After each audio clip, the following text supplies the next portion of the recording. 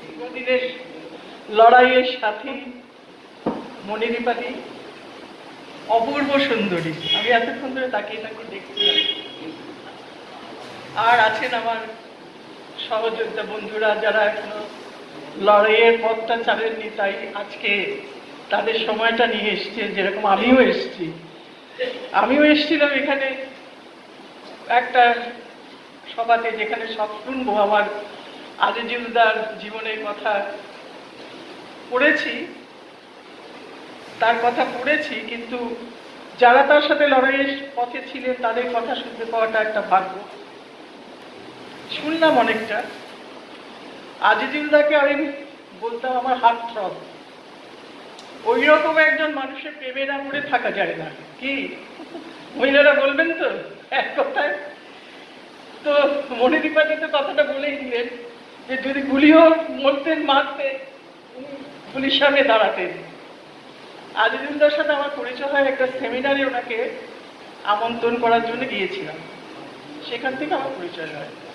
খুব ভয় ছিল মনে যে ওই রকম একজন কিংবদন্তি নায়ক, লড়াইয়ের বিশাল বড় যোদ্ধা, তার সাথে কথা বলবো, কিভাবে উনি আমাকে গ্রহণ করবেন। ভয়টা পুরো ভেঙে গেল।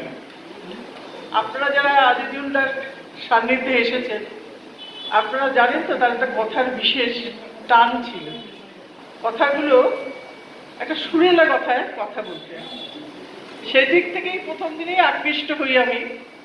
এবং পরবর্তীকালে যখন প্রতিবাদী লড়াইয়ের মধ্যে নামতে বাধ্য হলাম, বিশেষ করে 2011 সালের পরে, গ্রাম বাংলা যখন জ্বলছে বর্তমান শাসক দলের অত্যাচারে, তখন আমরা কয়েকজন মিলে, কিন্নর, আমার খুব ঘনিষ্ঠ সাথী ছিলেন চন্দন সেন ছিলেন, যিনি নাট্যকার, আরো অনেক কিছু মানুষ, আমরা ভয় ভেঙে রাস্তায় নেমেছিলাম। এমন এমন জায়গায় গিয়েছি যেখানে একদমই শাসক দলের কবজাতে রয়েছে, সেখানেও আমরা ঢুকেছি, সেখানেও আমরা দাঁড়িয়ে লড়াই করে এসেছি, প্রতিবাদ করে এসেছি।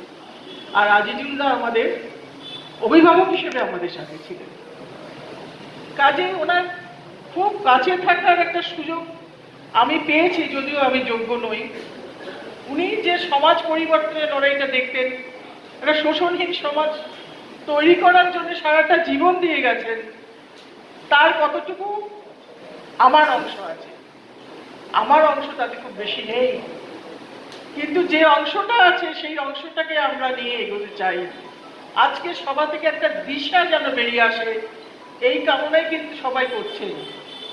অনেকেই একটা কথা বলেছেন যে সমস্ত বামপন্থী শক্তি একই স্রোতে প্রবাহিত হোক।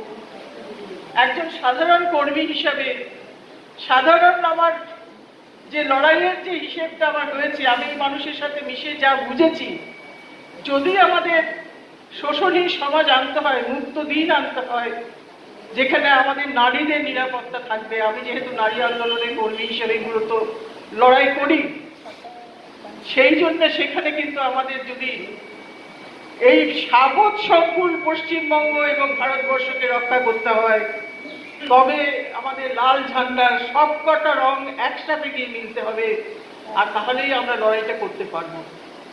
আমি এখানে এসে বসে কিন্নরের কাছে জিজ্ঞেস করছিলাম, এখানে অনেক রথী মহারথী উপস্থিত আছে, যারা একটা সময় তাদের দাপটে পশ্চিমবঙ্গ কেন ভারতবর্ষ অব্দি কেঁপেছে, কিন্তু তারা এখন কি করছেন? আমার স্পর্ধাকে আপনারা ক্ষমা করবেন। অবসর গ্রহণ আমাদের হয় না। আমরা যারা কমিউনিস্ট পার্টির সাথে যুক্ত আছি, আমরা যারা বামপন্থী রাজনীতির সাথে যুক্ত আছি, শেষ দিন অব্দি আমাদের অবসর হয় না। আমরা সেই দিন আমাদের অবসর হয় যেদিন আমাদের লাল পতাকা দিয়ে আমাদের বুকটাকে ডেকে আমরা চলে যাই চির প্রস্থানের পথে। কাজেই আমি আপনাদের সবার কাছে হাত জোর করে অনুরোধ করছি, আমাদের সাংঘাতিক দুঃসময় এসছে, সাংঘাতিক দুঃসময় এসছে। আর ঘরে বসে থাকবেন না, মানুষের সাথে কথা বলুন, কথা বলুন। মানুষ কিন্তু তৈরি হয়ে আছে লড়াইয়ের জন্য, এই সমাজটাকে পাল্টাবার জন্য। আপনারা আসুন, আপনাদের নেতৃত্ব দরকার। যে যেভাবে পারেন সেভাবেই আসুন, কিন্তু আসুন।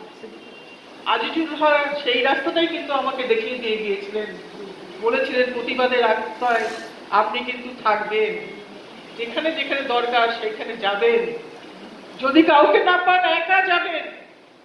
আমি তার কথা অক্ষরে অক্ষরে মেনে চলি এবং চলবো। আর মুনিদীপাদিকে বলি, আপনি আপনার স্বামীকে হারাননি, সেটা আপনি বলেছেন, আপনি হারিয়েছেন আপনার নায়ককে, আপনার লড়াইয়ের যে ছিলেন সেই নায়ককে। আর আমরা কিন্তু হারিয়েছি আমাদের অভিভাবককে। আপনি আমাদের অভিভাবক হবেন এই আশা আপনার কাছে করি। আপনাদের পরিবারকে আমার সম্মান সমবেদনা জানাচ্ছি, আজিজুল দাকে আমার শ্রদ্ধা জানাচ্ছি।